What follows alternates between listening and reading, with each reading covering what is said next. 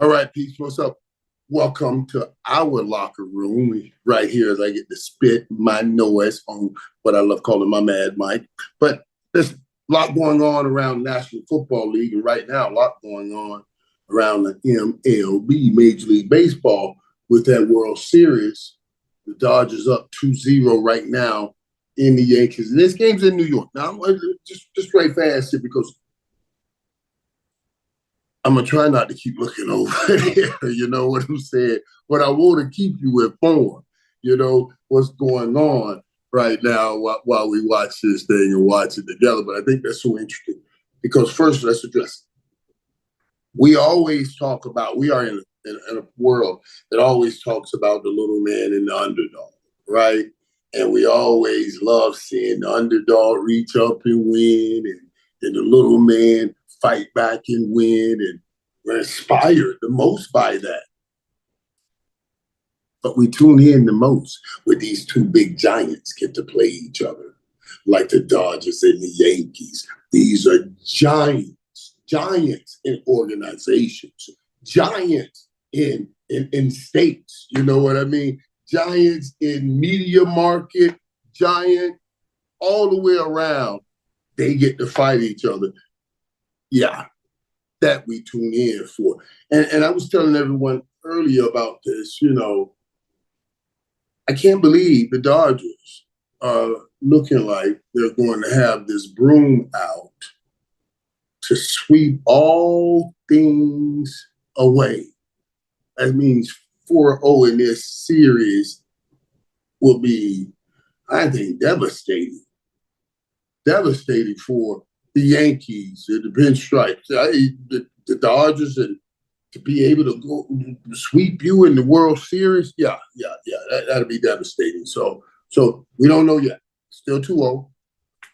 Yankees still got a shot. They got some big bats over there. It happen at any time. So we'll watch that as we go on. But a lot going on also around the NFL. I'll start with something that we talked about. And I talked to you guys about it. I knew it would happen. I told you about Anthony Richardson with the Colts. I knew he would get benched. I knew when he said what he said. And that I was tired. I needed to take myself out.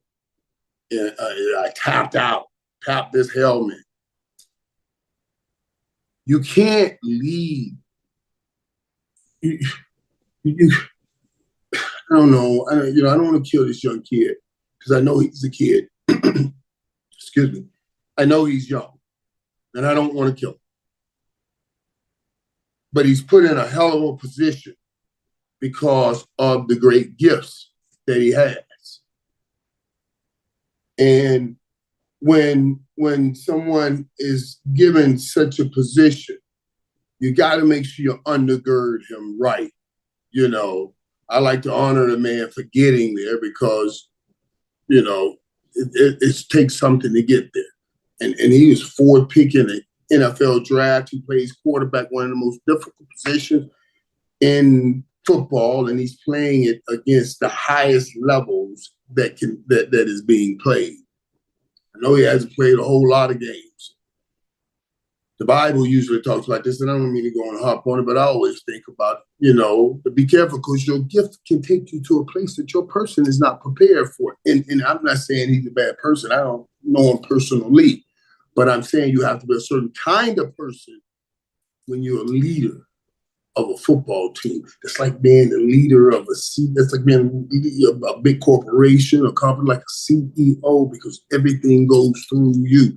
Everything you say, everything you do, you have to be careful or it can cost you like this. We've never heard of a quarterback ever in the history of the National Football League tapping out of a play. Never in the history. Tapping out of a play without an injury.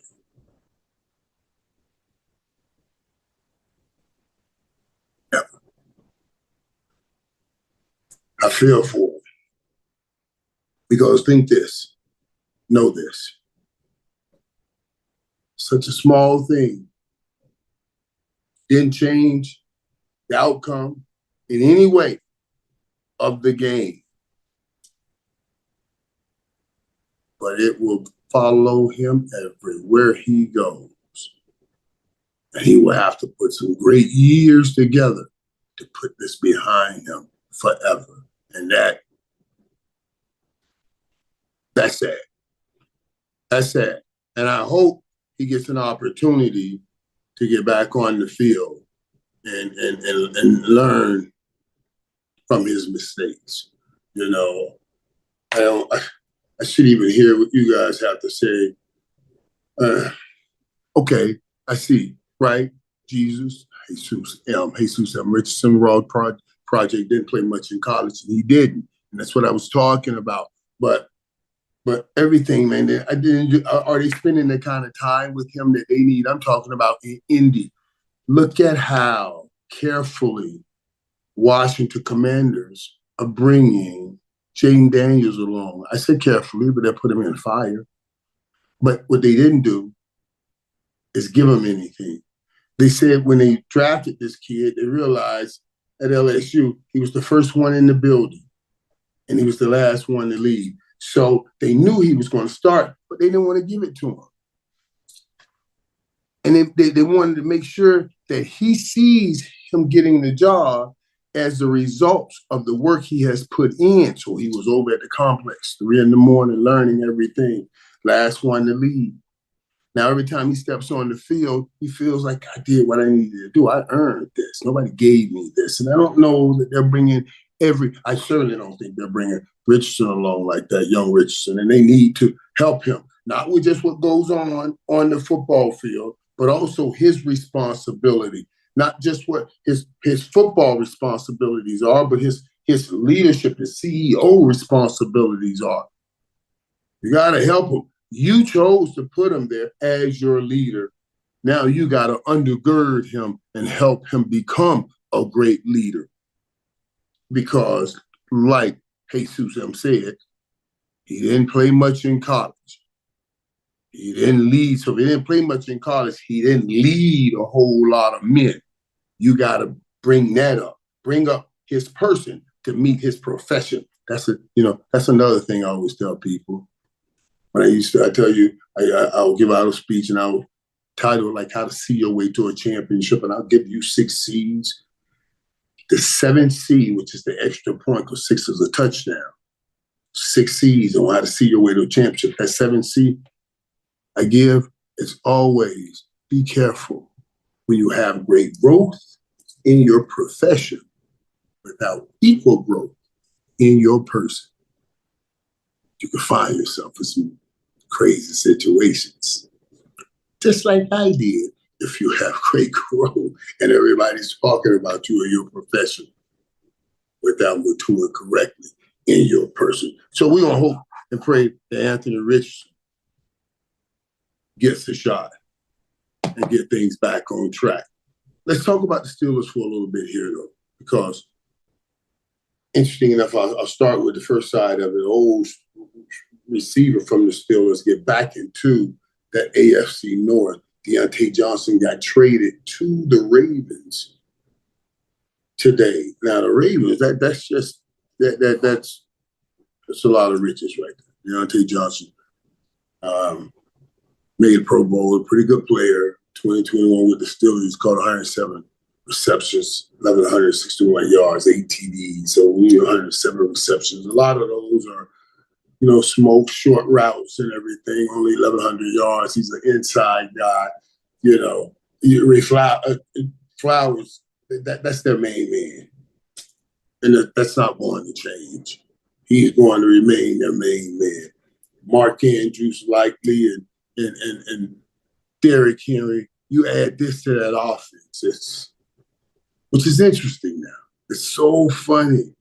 It's so funny. Watch how football is and look how my mind works. There have been years that we always said when Patrick Mahomes had Tyreek Hill and Travis Kelce and Lamar Jackson, he had nobody. I literally don't even remember the receivers he had. He had nobody. And we were talking about all that Patrick Mahomes has. Man, what if Lamar had this? What if Lamar had that? Now, Patrick Mahomes, he has nobody. And Lamar Jackson has all this. And as I said to you guys, he has to beat Patrick Mahomes this year. I know they were a toe away in that opener, but he has to beat him this year with all the weapons he's got right now and all the weapons that Patrick Mahomes is lacking right now. So, yeah, he gets Deontay Johnson coming over to the Ravens. I think that'll be a big help. And not a huge help. It'll be a great help because they have a tough schedule.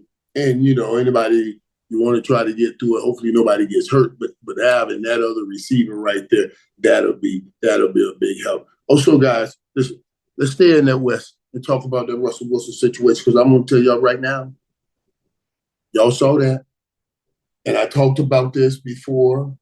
And I said, man, Russell Wilson, I saw something in game one. And I talked about that new triplet thing. And I liken it to what we did. Troy, me, Emmett. But it's also, we can stay more germane to the situation. It's what Ben Roethlisberger, Antonio, and Le'Veon did also. They were that triplet. That offense looked like an offense. It was such a big difference from the Steelers' offense that they had gotten a 4-2 with Justin Fields.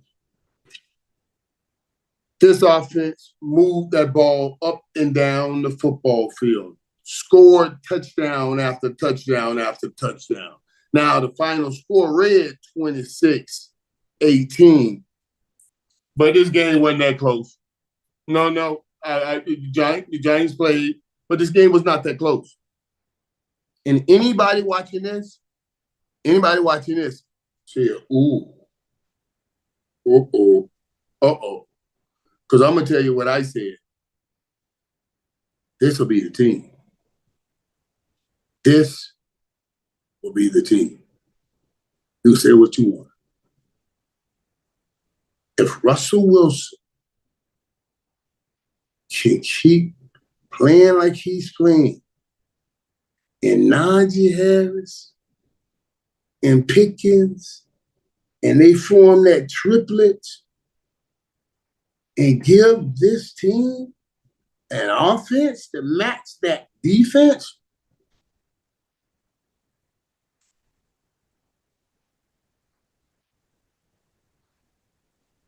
this will be a team. I'm going to tell y'all, Pittsburgh will give the Chiefs some fits here because you're going to need this. Okay, let's go through this. That one dude that's going to make that one play against that other one dude in the end of a game. P.J. Watt and Patrick Mahomes. Okay. I'm just saying we're going to watch this. We're going to keep watching it. But 26 points, I'm telling you, they could have put up 40. That was an incredible touchdown. That catch Pickens made, think about that. Pickens had 2 touchdowns called back. He had 4 for 74, 2 touchdowns called back. And I'm going to tell you something, boy. That joker, that touchdown he called, tight down on hands, 2 feet, 1 foot hitting twice. They got to change that rule too. First of all, if your feet is going to hit once and completely lift off the ground and hit again, not hit once and drag, but hit once and completely lift off the ground and hit again in bounds, that got to be a touchdown. And that's got to be a touchdown. I don't see any way how that's got to be a touchdown. That was a phenomenal play. That was a phenomenal play and a phenomenal grab. And you think about it, that's this much. That's easy. They catch that touchdown. The other touchdown he threw, it had a penalty. Okay, that's something they clean up. It's not a physical issue.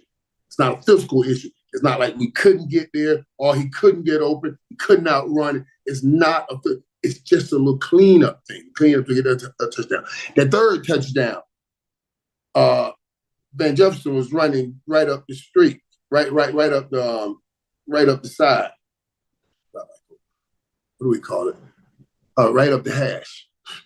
Right up the hash. Russell recognized prior to, and this is what I call people, see, and this is the difference right here. If you ask me, pin one thing, why it's Russell Wilson and not Justin Fields. Right here is this one thing. Russell Wilson had and Jefferson up the hash. This was a pre-snap read. That means he knew what he had on. He saw the defense. He said to himself, when I get this ball, I know where the hole in the defense is. I know where the touchdown is going to be. He snaps it. You've seen Tom Brady do it. You've seen Peyton Manning do it. Snap the ball. And Van Jefferson running, he should just slow down and stop right in the middle, right in the hole, but he keeps running and run right through. Russell throws the ball. They say, oh, he threw that ball behind him. Joe Buck says he throws them behind him. Troy Aikman says, no. He threw it to the right spot.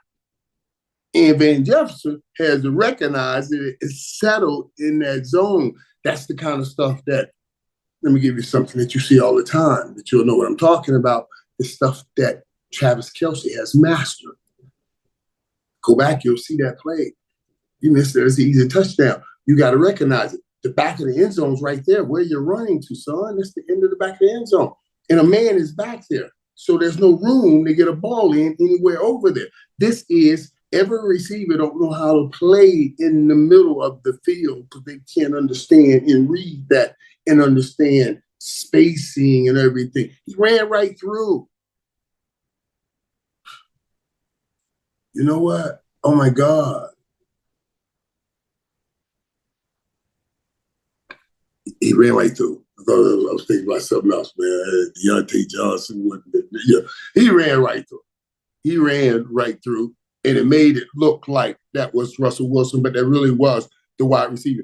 And I'm telling you, that's 21 points right there. They could have put up 40, 50 points. And that offense putting up that kind of points. Well, put Pittsburgh, excuse me, in the driver's seat. And I'm going to tell you, Russell Wilson gets revived. But I say it gets revived because of this, and I want to tie this in to what I see even in New York. You see, Russell left Seattle, where they no longer wanted him to be head man, gets to Denver with all the hoopla around him, had his own office and all of that stuff. It was, let's ride or whatever in Denver, after go Hawks or whatever it was in Seattle. But coming to Pittsburgh, you're not coming as the man, you're coming as one of the men. So no slogan, no anything. He's just coming in. And over here, that man runs everything. That man, Mike Thomas, he is the man. He runs everything. So now you get that kind of talent in a different role. Not the guy that's trying to run your organization, but that kind of talent in a submitting role saying, I'll do what you need me to do, which means I'll make sure we put up and get in the right play. Brilliant by Mike Tomlin and making the change.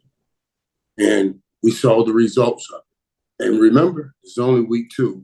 Russ will get better. I want to tie this back in when we talk about it in a minute, the preview of that Thursday night game, because another old player left one way, place going to another, and trying to mix and mingle with a team in Aaron Rodgers. But he's not doing it in the same kind of stable place. And it is all about Aaron Rodgers. And right there, It's about your leadership, not anymore about your superior talent. And that's what he's struggling with. Rodgers, when I'm looking at him play right now, Aaron Rodgers is missing wide open receivers. As a player came out saying that Aaron Rodgers can't run anymore. And I was saying today on TV, like, I don't know, I didn't really care about him running. I've seen Aaron Rodgers. He's not like Tom Brady, 3 steps, 5 steps, solid. They're technical quarterbacks, and they have to be. They're technicians because their physical skill set works better when it's completely done the right way. Peyton Manning, you will see those guys hitch 1-2 and let that ball go. We've watched Aaron Rodgers. I watched Aaron Rodgers throw that ball side hit every kind of way. So his feet settings never changed anything. All the sidearms. So it's incredible to see that has this kind of effect on him right now. And I think that's going to be hard watching him go through the rest of this year and even next year, because I don't think he'll walk away. I don't think he's going to walk away. It's a lot that Thursday night game, man. We're going to talk about that. Remember also, another thing happened today that I got to mention I'm so sad about was Stefon Diggs out for the year with an ACL.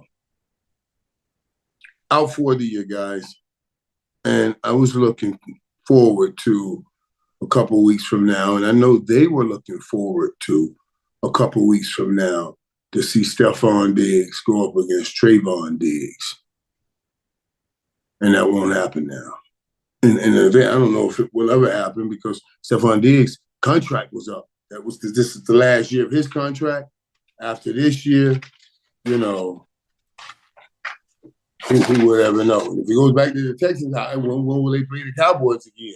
You know what I mean? So what I feel so badly for him first and most importantly, and his family, because, you know, he has his bag on the line right there also last year of his contract. But I also feel badly for us being robbed of that opportunity to watch those brothers who played in the front yard against each other, you know, get the chance to play in the National Football League against each other. But we will pray for him. He's a good dude. And it's so crazy, too. Think about that. Think on that. Think on that. Think on that. Last year was Trayvon. This year is Stefon. You know, we wish a speedy recovery to the young man. You know what I mean? Because that's, yeah. Boy, it's not like, you know, like quarterbacks get hurt. You know, they'll get their money.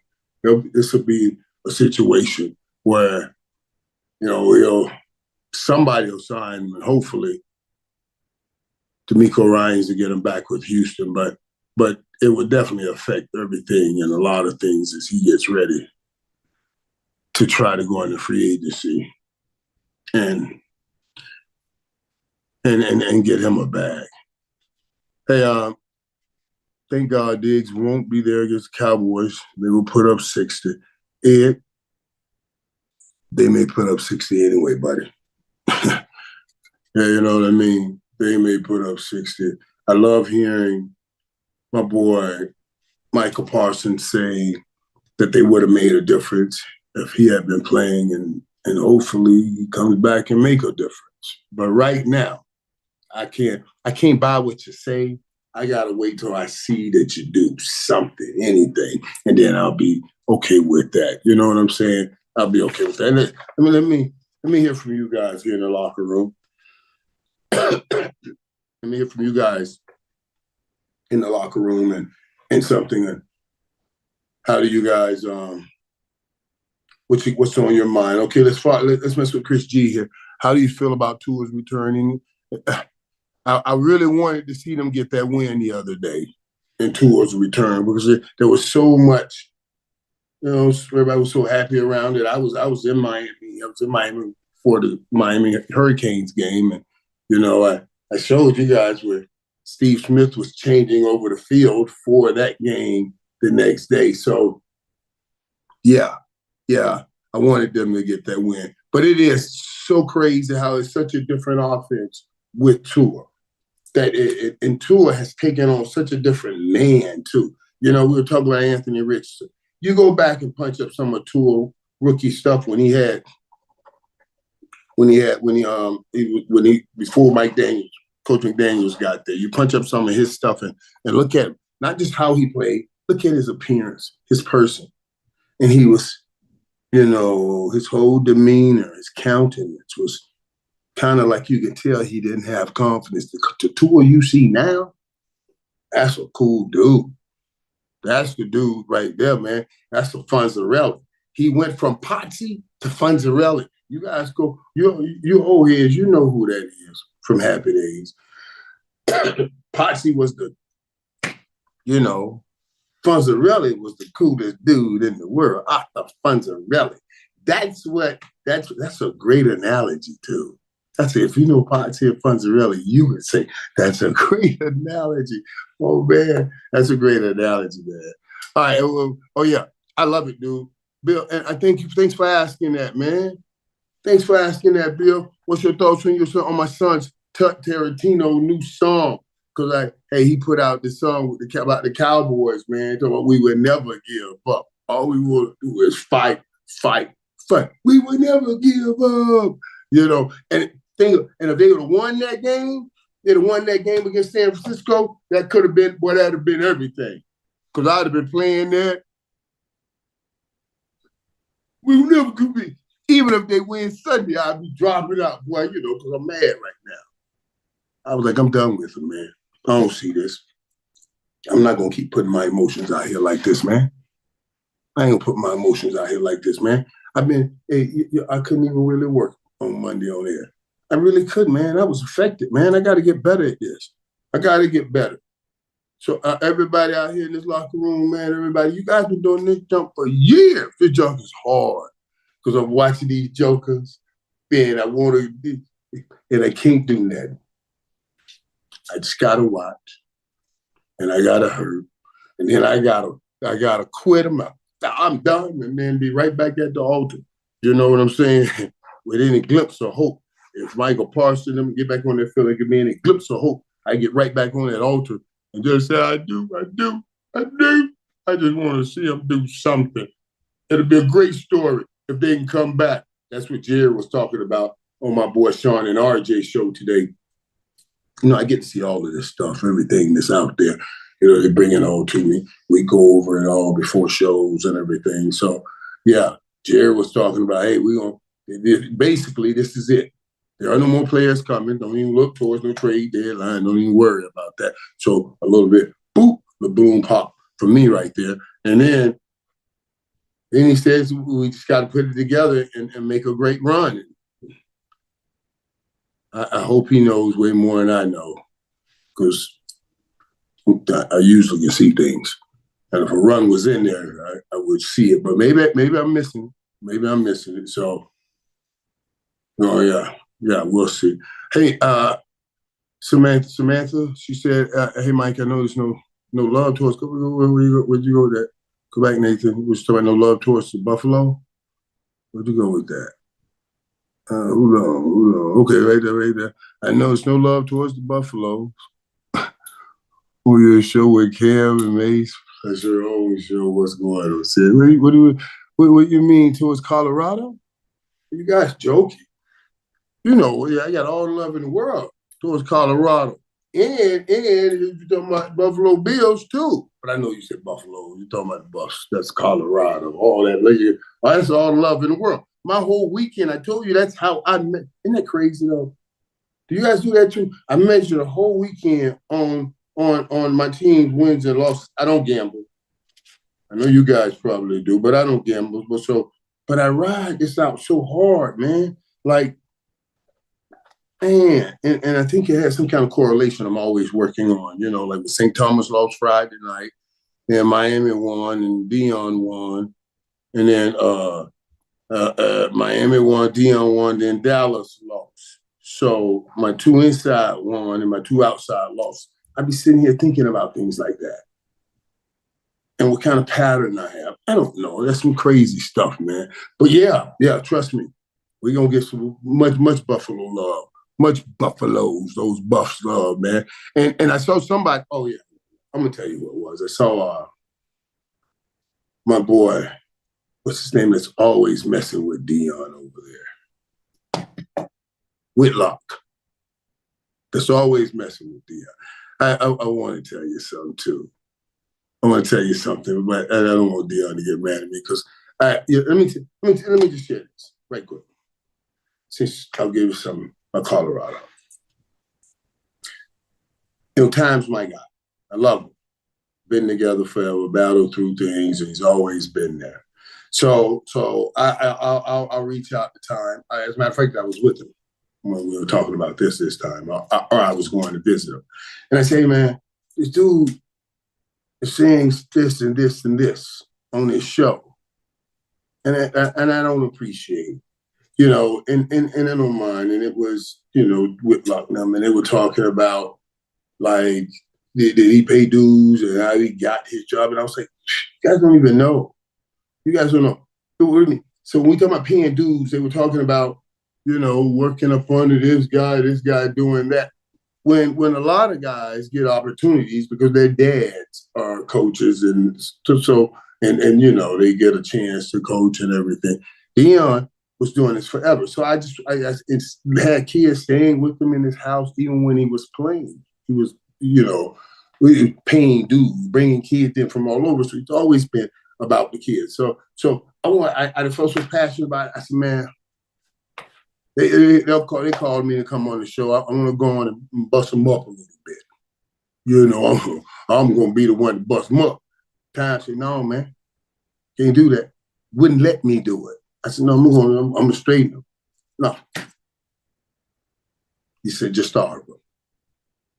I said, what? It's just start. I said, go, no. I'm going to go over this. I said, man, just listen to me. Just start. You see, when they talk that much and chirp that much, it means they're looking for attention from you. So you start. You don't say anything.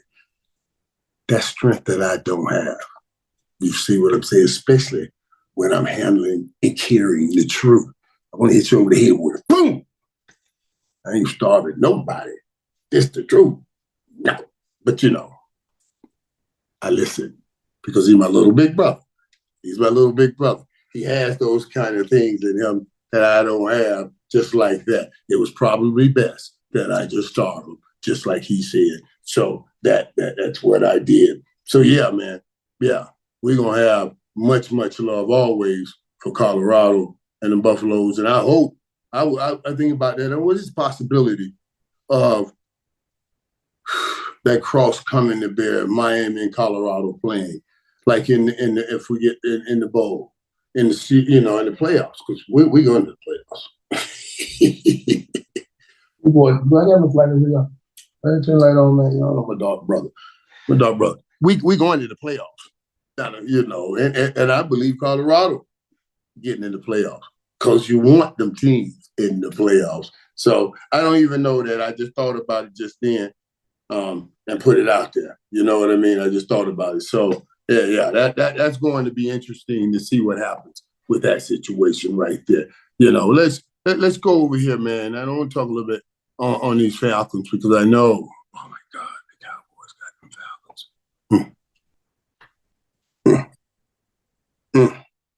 Falcons did what I told y'all. I've been telling everybody. Stop messing around. This team is pretty good. Falcons beat up on the Buccaneers again, this time making it a season sweep. They did it without. Well, you know they were going to do it. I should say, they were going to do it because Mike Godwin wasn't there, and that's the key. And Mike Evans, and Chris Godwin was not there. So, and that's the whole key to their offense. But they did muster up 26 points, which I was surprised. It took something for the Falcons to beat the Buccaneers. But that's who the Cowboys will be looking at here.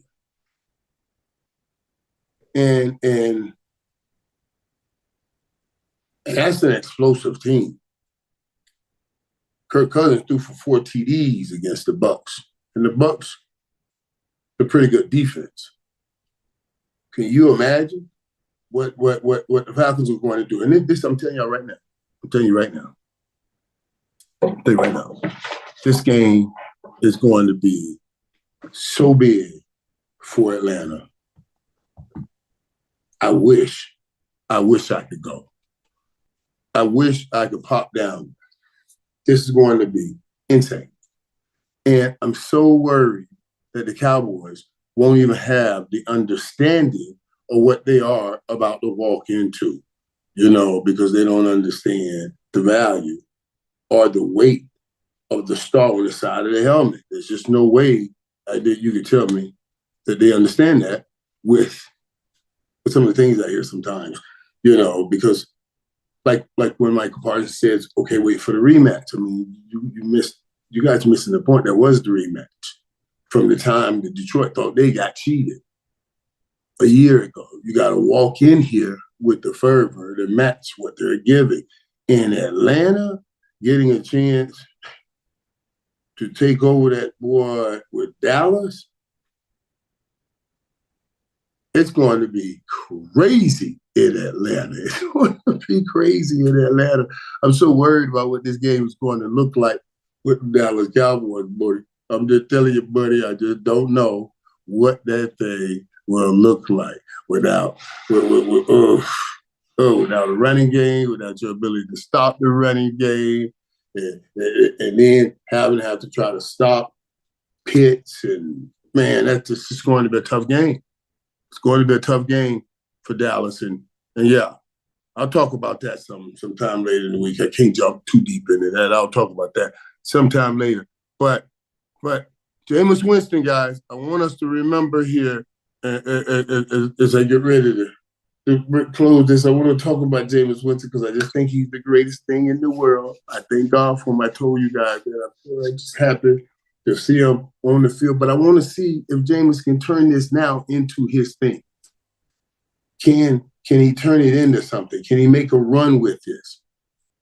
Can he hold on to this spot and hold on to this job? And we see players and we see guys all around getting a chance now to kind of revive his career.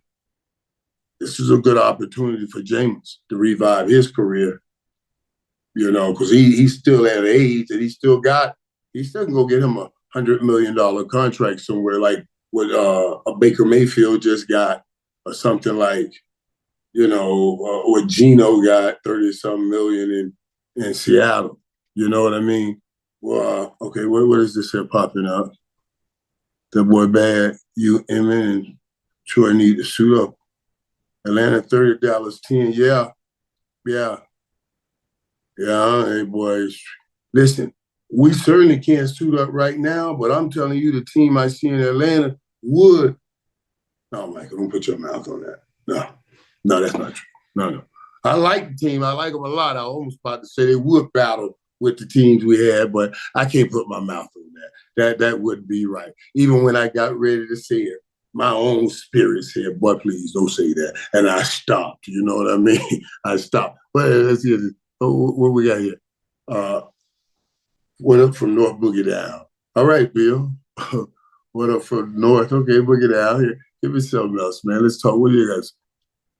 Playmaker in Albuquerque. Mike, hey, Phil, what's up, Phil?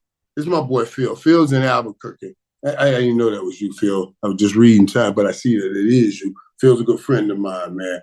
Phil was out there when I was filming the movie The Longest Yard. You guys know we did the movie out in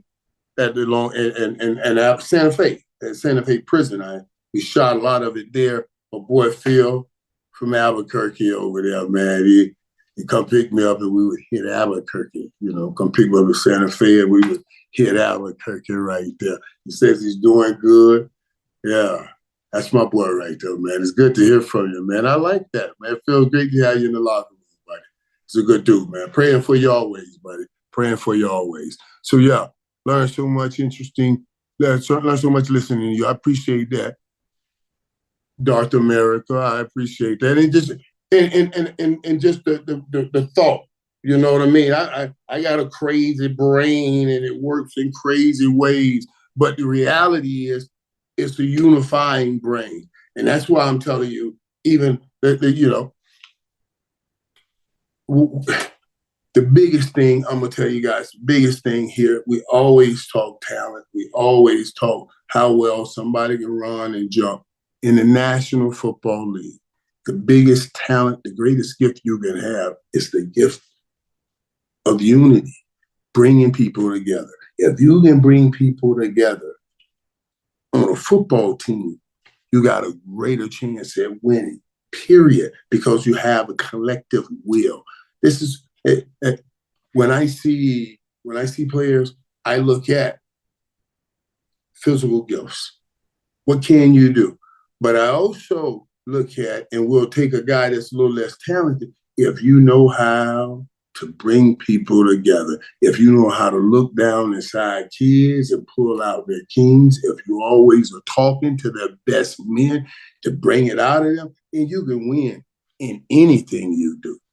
No, you will win in everything you do, because football is that. It's such a great opportunity to see what we go through in life. All of our most meaningful things are always going to be not just me. Family is not just me. Business, corporations, organizations. You got to work with people, groups of people, to be successful in any of those facets. That's what I love about football.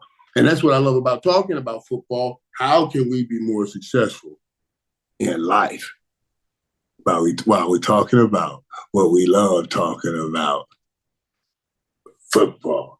Shout out to everyone in the chat. I appreciate that, including Mike Irvin. Keep up the good work. Appreciate it. And shout out from South Bronx. Brother BKL. Okay. Super. That's good. I love that, man. Listen, we're talking, go back to Tony T. Tony T, consider, wait, he asked me, Tony T, he's asking me, have I ever considered, go back up. The other way, Nathan. Yeah, right. Let me see what he said. Right. Have you ever considered coaching? Have I ever considered coaching? Yeah. Jerry asked me about possibly coaching. Dion has talked to me about possibly coaching. You know what I mean? And yeah, but I've enjoyed talking about the game, bringing the game here. Let me tell you, honestly, and growing up, my mom used to always say to me, baby, you know, God told me you're going to preach. And I was like, hey, I don't know about preaching. You know what I mean? And I used to tell my mom, I said, Mom, what? She said, well, baby, you can talk that. Talking the talk is one thing. Walking the walk is another. You know what I mean? And especially how we are in this world, it's like we don't understand that if you're a spiritual man, that means you need help. We say if you're a spiritual person, you're supposed to be perfect. It's so opposite. Matthew 9:12 said that behold, he's not the physician, the great I am, comes for the sinners, not the righteous. So that means you're sick, I'm coming for you to help you. You got issues, you're not perfect. But once you say you're spiritual, everybody says you better be perfect. I can't believe you did that. I can't believe I did that. That's why I'm sick. He's the doctor. That's how that works. You know what I'm saying? That's how that works. I'm just letting you guys know. Just enjoy yourself. Where are you, man? William? Did you see that? One of the message has. I love we won't play me too. Okay, man, I gotta read that right there. Just enjoy yourself, brother. You did your part. Yeah, William. I appreciate that. Man, that's an Eagle fan. But what I was saying with my mom, like, okay, baby, can I kind of mix and mingle this? Can I maybe not be a preacher, but obviously if we're playing the game and we're talking about the game, it's the same platform. And then I saw studies where people were leaving traditional churches and finding themselves here on the internet, going to church on the internet anyway. So people were not going in. So they were coming to these platforms. Now, we're on these platforms in sports form, but I'm still a spiritual man. So, you know what I mean? I'm going to pray for everybody out here, everybody in the locker room, everybody under my breath. It's just, yeah. And let me tell you when I say spiritual, man, I'm going to tell you what I mean by this. I believe that there is a greater being than all of us. No way the world rolls and looks and it's built like this without a greater being. That spirituality, knowing that you're connected to all of this, and this is something greater than all of us. But I'm not religious, where religious is the discipline and dogmas that man puts on spirituality. When the Bible says, as the heaven above the earth, my ways are above yours. So if I'm that much smarter than you, why do you think you know all that I am? So Christians, Judaism, all of these different religions that fight each other to be a main religion is what I don't partake in. I'm non-denominational. I do believe, I'm telling you wholeheartedly, that we get so much from each of us and all of us. And it's kind of how the Bible talks about it. It says, you know, we all make up the body, one's arm, one's leg.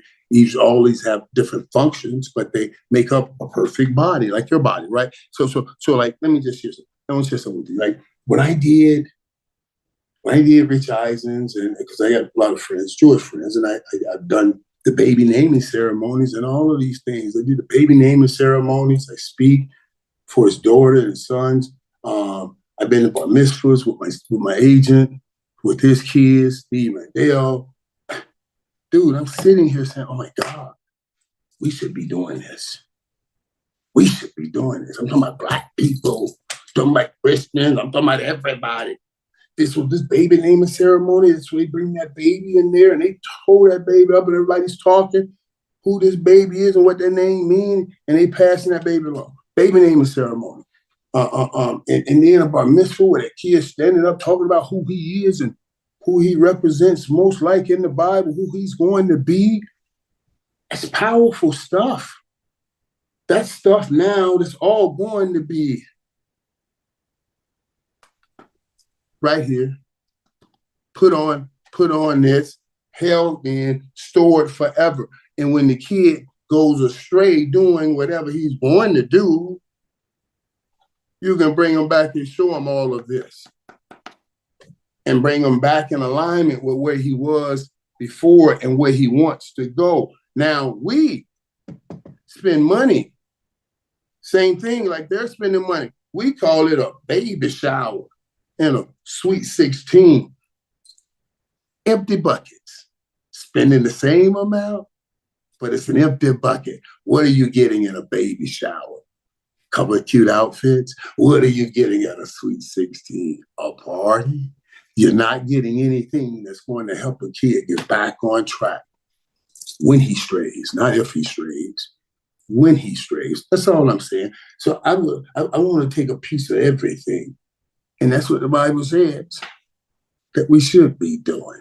You know what I mean? I don't mean to get on that hump and preach, but maybe my mom gets a little piece from me sharing that with you guys right there. So I appreciate you guys for letting me give my mother that as she sits with my dad in heaven saying, man, I was right. My son did do some preaching. He was just on his YouTube channel after talking about some football. You know what I'm saying? It's going to be scary, guys, for you New York Jet fans coming up after Thursday night. You will lose that game, and then things will get crazy. I'm just letting you know, things will get crazy. Everybody will start talking about what are we going to do? What is Aaron Rodgers going to do? Will they let him play it out? No way Aaron Rodgers walks away from that field. Oh my God. Oh my God. I'm sitting there talking to you guys. You know, okay. Wait a minute. Wait. Let me get this. Oh, there you get. Boy, all right now. See, before I let you go, you see the Yankees. Yankees up now. Yankees up. And the Yankees are up 5-2. Top of the fourth. It's going to be, oh yeah, okay. All right, top of the fourth. It's going to be great. I do want to see this thing extended a little bit. I know I'm in LA, and I know they will go crazy for a sweep. But I would like to see it extended just a little bit, because I like watching these two big giants go at it, and we extend this a few more days, and we'll have this to enjoy. And then after this goes, we'll be talking about the trade deadline and election. You know what I mean? So we just need 1 or 2 more days with this right here. Next week, we got all that other stuff. We got the election special. We'll have a trade deadline, all of that stuff that we need to have fun talking about right here in the locker room. We're going to talk results and stuff now. That.